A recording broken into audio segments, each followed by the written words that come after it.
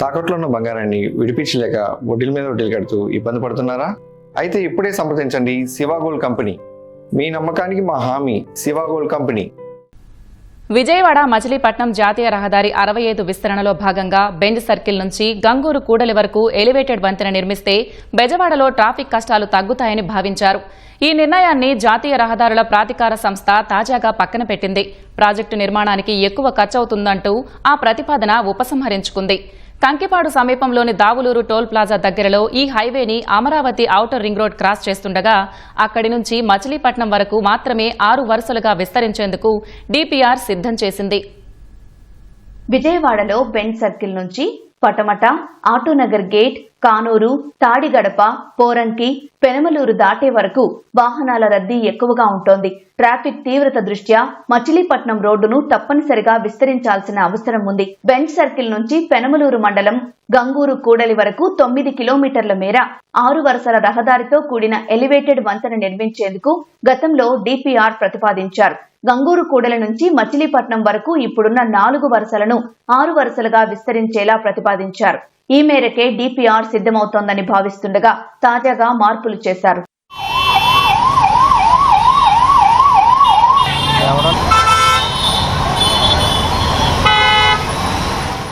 Benz circle నుంచి గంగూరు కూడలి వరకు నిర్మించ తలపెట్టిన ఎలివేటెడ్ వంతెనకు 1000 కోట్లకు పైగా వ్యయమవుతోంది. ఈ వంతెన నిర్మించాక దీనిపై వెళ్లే వాహనాలకు మళ్లీ టోల్ వసూలు చేస్తే ఒక్కో కారుకు సగటున 150 రూపాయల వరకు ఫీజు నిర్ణయించాల్సి ఉంటుందని, అందుకే ప్రస్తుతానికి ఎలివేటెడ్ వంతెన ప్రతిపాదన పక్కన పెట్టారని తెలుస్తోంది. విజయవాడ పరిధిలో జాతీయ రహదారి విస్తరణ, వంతెన నిర్మించినా దానికి టోల్ వసూలు చేస్తారా, అన్నింటికీ టోల్తోనే ముడిపెడతారా అనే ప్రశ్నలు వ్యక్తమవుతున్నాయి. బెంజ్ సర్కిల్ నుంచి దావులూరు టోల్ ప్లాజా వద్ద ఔటర్ రింగ్ రోడ్ క్రాస్ అయ్యే ప్రాంతం వరకు కొంత దూరమైన 6 వరుసలుగా హైవేని విస్తరించాల్సి ఉండగా ఆ ప్రతిపాదనను సైతం పరిగణనలోకి తీసుకోలేదు. కేవలం ఓఆర్ఆర్ క్రాస్ అయ్యే ప్రాంతం నుంచి మచిలీపట్నం వరకు 44 కిలోమీటర్లు మాత్రమే 6 వరుసలుగా విస్తరించేలా ఎన్హెచ్ఏఐ డీపీఆర్ తయారు చేస్తున్నట్లు సమాచారం. బెంజ్ సర్కిల్ నుంచి గంగూరు కూడలి వరకు ఎలివేటెడ్ వంతెన నిర్మాణం, అక్కడి నుంచి ఓఆర్ఆర్ క్రాస్ అయ్యే ప్రాంతం వరకు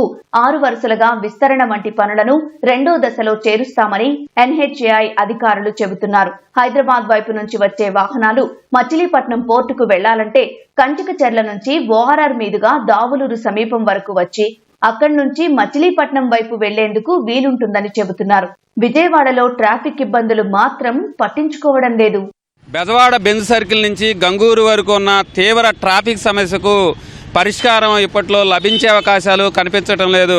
ఎన్హెచ్ 65పై ప్రతిపాదించిన ఎలివేటెడ్ క్యారిడార్ను ఎన్హెచ్ఏ దాదాపు పక్కన పెట్టేయడంతో భవిష్యత్తులో ట్రాఫిక్ మరింత తీవ్ర సమస్యగా మారే అవకాశాలున్నాయి.